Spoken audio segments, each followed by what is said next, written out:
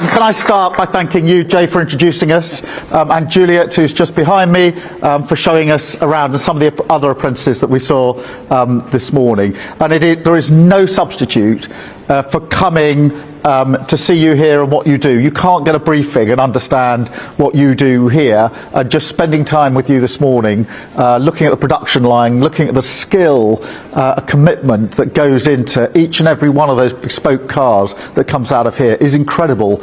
Keir Starmer arrived at the factory expecting a smooth, polished visit, the kind where the speech is scripted, the cameras are ready, and every moment is choreographed. But what he didn't expect was the reaction from the staff standing right behind him. And that reaction would end up stealing the spotlight and wrecking the carefully prepared moment his team had planned. It all began to see, and I find it really uplifting. You, I hope, must find it uplifting to work here and to be part of what is going on here, because this is high-grade, high-skilled, fantastic work, and you have to see it really to appreciate it. So thank you for showing it to us this morning. It's amazing to be here the day after Lando won yesterday, and I hope you've all got a smile on your faces, because that interview with him afterwards, which I hope you've all seen, quite emotional, well, very emotional interview with him after he had won.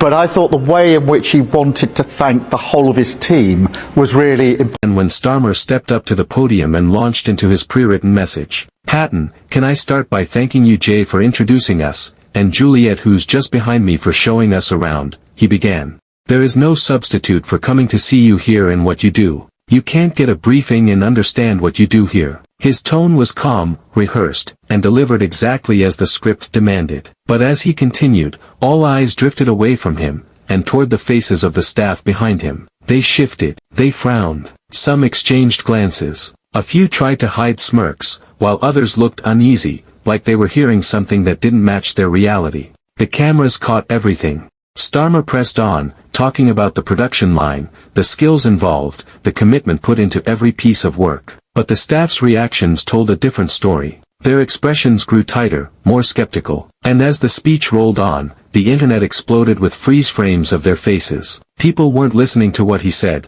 they were watching how the workers reacted. Political commentators immediately weighed in. Some argued the staff were frustrated, others said they looked unimpressed, while a few suggested they simply weren't buying the polished political message. Whatever the real reason, one thing was clear: the optics were a disaster. A speech meant to showcase unity and appreciation had backfired, turning into an unplanned moment of raw, unscripted authenticity. Starmer's team scrambled to regain control of the narrative. Sources close to the event insisted the workers were simply focused on their tasks that day, nothing more.